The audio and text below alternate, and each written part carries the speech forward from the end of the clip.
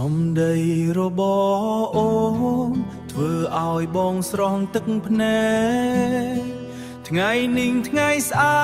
កពេលដែលបែកឃ្លាតឆោមឆាយសូមចាំបណ្ដាំណានួនល្អងពីចម្ងាយគ្រប់រឿងទាំងឡាយតាំងចិត្តស្ងប់ស៊ូឲ្យបា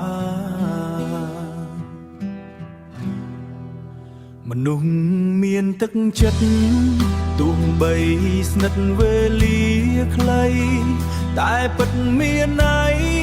គ្រប់អ្វីល្អថ្កើងថ្កាហាមគុំយំយូរនាំខូចសម្រស់កលយា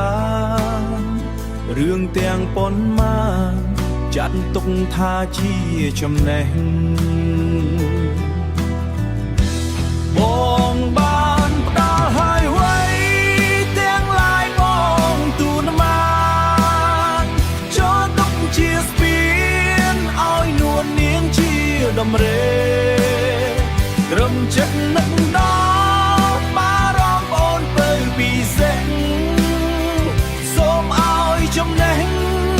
បណ្ដាំបងនាំអូនសូ